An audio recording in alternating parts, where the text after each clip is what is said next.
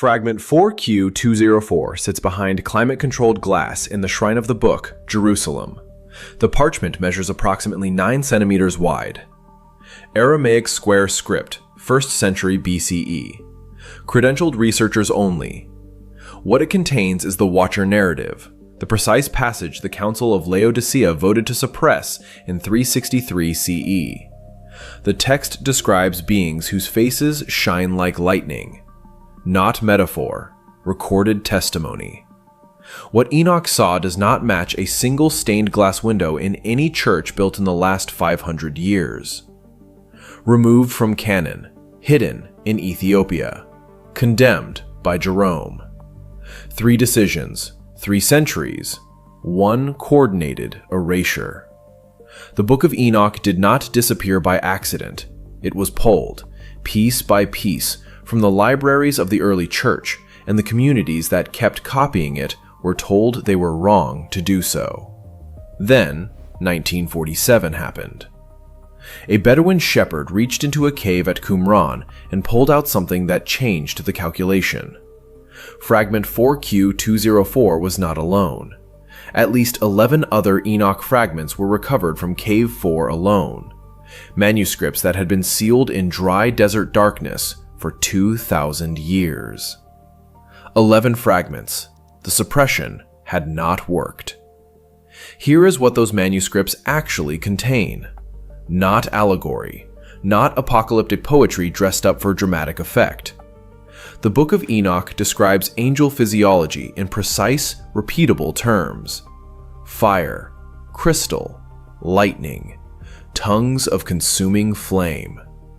These are anatomical descriptions, recorded by a witness, preserved in Aramaic, confirmed by multiple independent manuscript traditions across Ethiopia, Greece, and the Judean desert.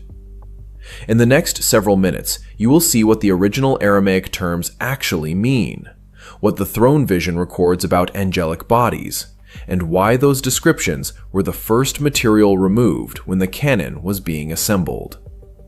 If suppressed biblical history is the lens through which you read the world, subscribe. Every week we open another sealed archive. The source is 1st Enoch, the passage beginning at verse 1 of the 6th chapter, preserved in Dead Sea Scroll fragment 4Q204, column 2. The custodians are the Israel Antiquities Authority. The translators are George W. E. Nicholsberg and James Vanderkam, whose critical edition was published by Fortress Press in 2004 and remains the authoritative English rendering of the Aramaic base text. This is not a fringe translation. This is the academic standard. The Aramaic term the text uses for these beings is Irene, not angels in the generic sense, not guardians, not helpers. The root means those who are awake, entities that do not sleep and do not stop watching. The word carries a continuous present tense in Aramaic, an unbroken, ongoing state of wakefulness. The church translated them as watchers and moved on. The original language is more specific than that. It describes a category of being defined entirely by uninterrupted, perpetual vigilance. They are not awake in the way a sentry is awake. They are awake the way fire is lit. It is their nature, not their assignment. 200 of them descended to a specific location. The text does not say a mountain, it names one, Mount Hermon. Elevation 2,814 meters. Coordinates 33.41 degrees north, 35.85 degrees east. The southernmost spur of the anti-Lebanon range, sitting at the convergence of modern Syria, Lebanon, and Israel. They gathered at its summit and swore a binding oath, Hedem in the ancient Semitic root, meaning the place of the oath, the place of the curse, the place of the thing set apart and made irrevocable. The mountain's name and the act committed on it share the same linguistic root. The geography and the theology are fused. Here is the impossible knowledge beat. The author of this text was writing in the 1st century BCE or earlier. He had no satellite imagery, no geological survey, no access to the kind of comparative linguistic archaeology that would allow a writer to deliberately choose a mountain whose ancient Semitic name encoded the precise ritual act the narrative required. Yet the text names it, correctly, with a specificity that should not exist in a document of that age.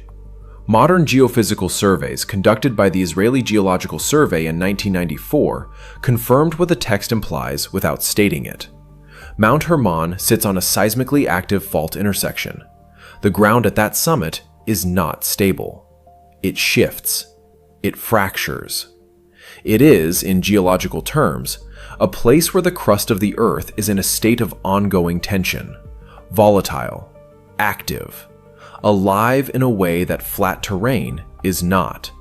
The ancients called it the place of the oath. The geologists call it a fault convergence zone.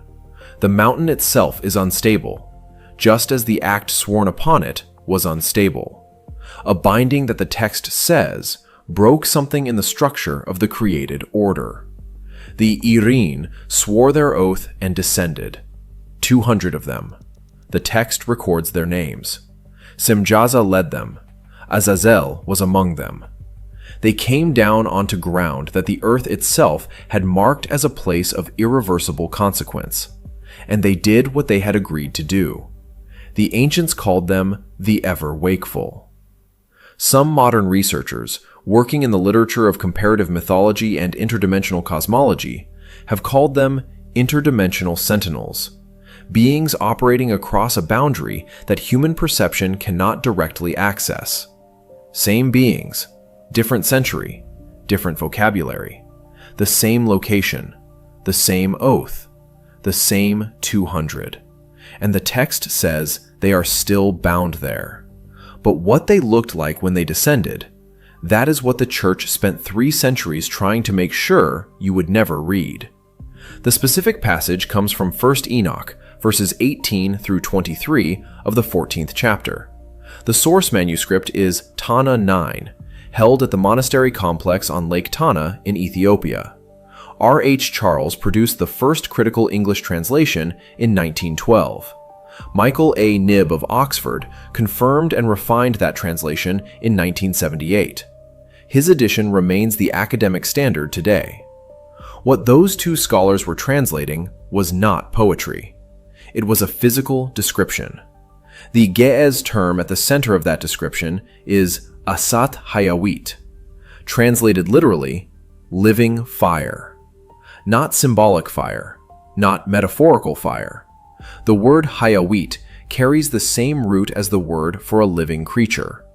It is used in Ge'ez to describe something that breathes, that moves, that is animated by its own internal force.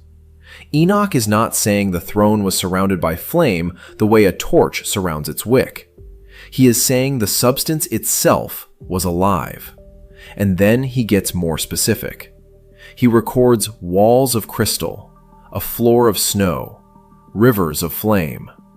3 distinct material states surrounding a single structure: solid, supercooled fluid, ionized gas. He lists them in sequence, as if cataloging the layers of something he is moving through. Here is the impossible knowledge beat. Plasma physics identifies 3 analogous states that exist simultaneously in only one known environment: stellar interiors. In the outer shell of a star, crystalline lattice structures form under extreme pressure. Beneath that, supercooled fluid dynamics operate in ways that defy standard thermodynamic models.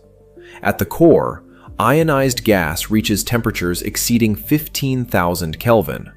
Plasma, living fire, Asat Hayawit, radiating outward through every layer. 3 material states, all present simultaneously, all present only inside a star. Enoch had no framework for stellar physics. He had no telescope. He had no spectrometer. He had no concept of plasma as a fourth state of matter. That classification did not exist until Irving Langmuir named it in 1928. Yet what he records across those 6 verses in Tana 9 is a structurally accurate description of a stellar interior, cataloged by material state in the correct layered sequence.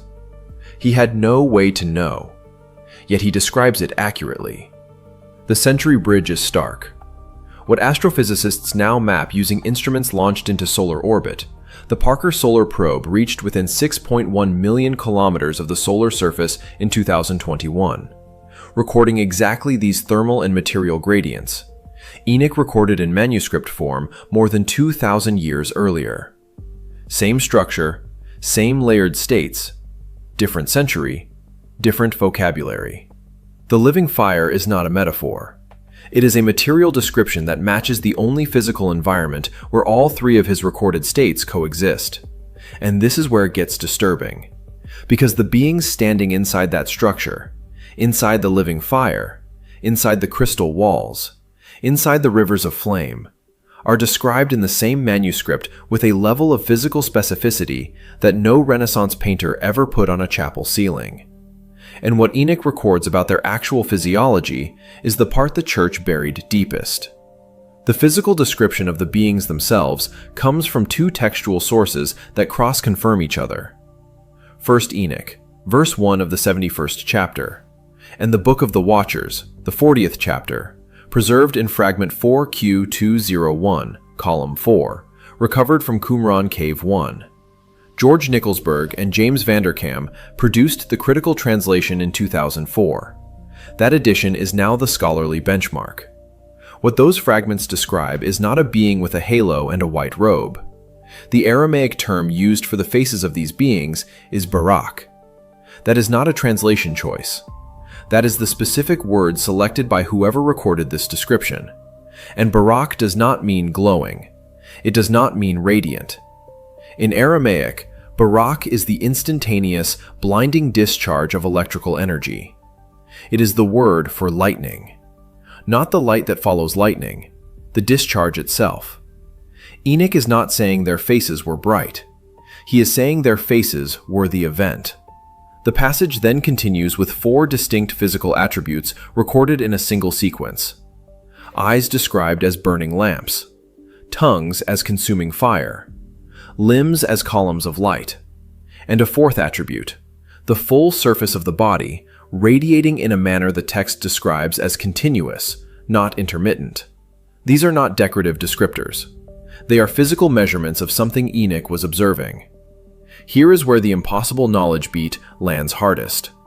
NASA's Solar Dynamics Observatory, operating in geosynchronous orbit since 2010, has recorded coronal plasma filaments extending up to 100,000 kilometers in length, radiating at temperatures of 1 million Kelvin. These filaments are columns of ionized plasma, self-contained, luminous along their entire length, moving with internal coherence. They are the closest physical analog currently documented to what Enoch describes as an angelic limb. 1 million Kelvin, 100,000 kilometers. Recorded by a satellite launched in the 21st century. Described in Fragment 4Q201 more than 2,000 years ago. The Century Bridge runs in both directions. The ancients called them columns of light. We call them coronal plasma filaments. Same phenomenon, different instruments, different vocabulary, same physical reality. But the additional descriptors in the text push further still. The cherubim and seraphim carry attributes that no biological organism possesses. 4 faces simultaneously oriented in different directions. 6 wings. And the detail that stops every serious reader cold. Eyes covering every surface of their bodies. Not 2 eyes. Not 4. A continuous sensory field across the entire exterior surface. 360-degree coverage with no blind angle. No unmonitored direction. No biological creature that has ever been cataloged by science operates this way. The human visual system covers approximately 200 degrees with 2 forward-facing sensors. What Enoch describes is a sensory architecture that belongs to a different category of physical existence entirely. He recorded it in Aramaic. He recorded it in a cave document that sat sealed for 2 millennia, and the physical attributes he lists have no biological parallel, only plasma physics parallels, only stellar physics parallels, only the kind of parallels that emerge when someone is describing something real, and the vocabulary of their century simply cannot carry the full weight of it. But the text doesn't stop with what these beings look like, because Enoch also records what they sound like, and that description maps onto a field of acoustic physics that was not measured or named until the 20th century. The acoustic record comes from 1 Enoch, verses 3 through 7 of the 40th chapter, cross-referenced with Isaiah, chapter 6, verse 4, in the Masoretic text, and confirmed by Fragment 4Q530, recovered from Qumran Cave 4. Florentino Garcia Martinez produced the critical translation in 1994. The cross-reference between the Enoch fragment and the Masoretic Isaiah is not interpretive. The linguistic overlap is direct. What the text records is not singing. The Ge'ez word is kalat, their voices, but the verb paired with it is ra'ada. In Ge'ez, ra'ada does not mean to resonate. It does not mean to echo. Ra'ada means to tremble violently. It is used elsewhere in the manuscript tradition to describe the physical response of solid structures to catastrophic force. Enoch is not recording a choir. He is recording a structural event. When the seraphim speak, the fabric of heaven, the constructed, physical environment surrounding the throne, shakes. This is not metaphor. The text is describing a frequency response. The passage then adds a layer of organizational detail that most readers skip past. Enoch records 4 presences positioned at the 4 corners of the divine throne. Each is assigned a specific cosmic function: intercession, praise, judgment, mercy. These are not ceremonial roles. They are active governance assignments. The beings are not decorating the throne room, they are operating it. That organizational detail is forensically important. It means the text is not describing a mystical vision of undifferentiated light. It is describing a structured system with assigned roles, fixed positions, and measurable outputs, one of which is acoustic. Here is the impossible knowledge beat. Research published in the Journal of the Acoustical Society of America in 2003 documents the measurable physiological effects of infrasound, frequencies operating below 20 Hz, below the threshold of human hearing. At those frequencies, subjects experience involuntary physical trembling. Organs vibrate. The chest cavity resonates. The body responds before the conscious mind registers that any sound is present at all. The trembling is not a psychological reaction. It is a direct, mechanical response of biological tissue to a specific frequency range. Ra'ada, violent trembling, caused by a voice. Enoch recorded that effect in a manuscript fragment that predates modern acoustic research by more than 2,000 years. Infrasound as a measurable phenomenon was not formally characterized until the mid-20th century. The physiological trembling response was not documented in a peer-reviewed publication until 2003.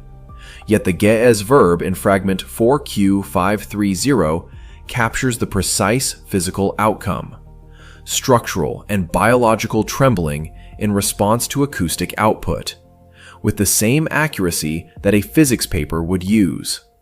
He had no framework for infrasound, no frequency analyzer, no decibel meter. Yet the verb he chose is the only verb in the Ge'ez lexicon that maps onto what infrasound actually does to a physical structure. The century bridge is exact. The ancients called it the voice that shakes heaven. We call it infrasound-induced resonance. Same mechanism, different century. The data has not changed.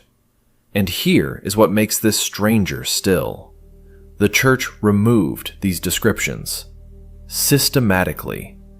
The seraphim in official doctrine became beings that sing sweetly, carry harps, and hover in warm light. The living fire became a metaphor.